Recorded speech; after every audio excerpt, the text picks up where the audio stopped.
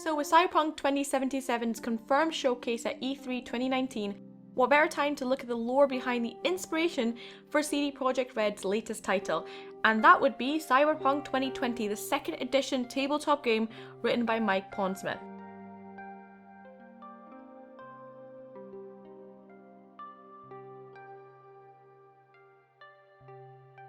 Hi, this is Rima from Odyssey Gaming, and today we'll be looking at the original classes from Cyberpunk 2020 to get familiar with the lore behind what is hopefully going to be another spectacular RPG from CD Projekt Red. Most of this information comes from the over 200-page game manual from the second edition itself, and will hopefully shed some light on what classes we may get to encounter in Cyberpunk 2077. So with that, let's get into it. A cop is exactly what it sounds like. This class has a player taking on a role of a heavily armed, ready-for-action cop, who could potentially have a variety of different patrols, whether it be the clean, orderly streets of the government-controlled parts of the city, the dark underbelly of the crime world, or tasked to bring in the most dangerous augmented criminals. In the tabletop adventure, their special ability is Authority, and in the game that we're going to get to play, well, I'm pretty sure that the law will be a major aspect of Night City. Encompassing someone who works within the corporations of this game world, it doesn't make the world any less dangerous for you, because the corporate world is a dangerous one. And competition leads to murders, espionage, and just corporate ladder climbing. And this means you have to be able to protect yourself, all while trying to better this world, and at least survive whatever comes your way. In the tabletop game, the special ability for this class was to have resources, and with corporations being such a big aspect of Cyberpunk, we are definitely going to see corporations playing a big role in Cyberpunk 2077. Basically, the Han Solo of Cyberpunk 2020, fixers are the ones you go to when you need something done. For example, smuggling weapons, hiding criminals, getting information, or reselling resources like medical supplies.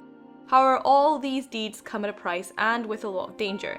Their special ability in the tabletop game was quote-unquote street deal, so I presume something like Smuggler's Charm. A class in the tabletop game, these individuals make up the press in the cyberpunk world, aiming to shed light on the corrupt goings-on of various dangerous corporations that inhabit the world. This sets them at odds with corporations who regularly try to bribe them and make them disappear. But it's a media class to help shed light on all the dangerous things that the corporations are doing. Netrunners are one of the classes we are a little bit more familiar with, as we do get to hear from one of the potential companions through released gameplay footage that showcases a Netrunner assisting you through your adventure, and is confirmed to be one of the classes available in Cyberpunk 2077. Room he's in looks out on the balcony. Got a window on the left, go! The tabletop manual describes this class as the ultimate hacker that allows you to uncover the greatest corporate secrets. However, it states that this isn't what keeps most Netrunners going. It's the rush of breaking through programs and staying one step ahead of the programs designed to stop you. Their special ability was termed Interface. Quote, road warriors and gypsies who roam the highways are how the manual describes this class.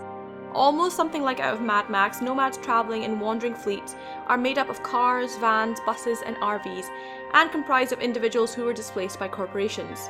Being a nomad means you need to be thrifty and resourceful, whether it's making good deals or engaging in illegal activity to ensure the survival of your group and your family.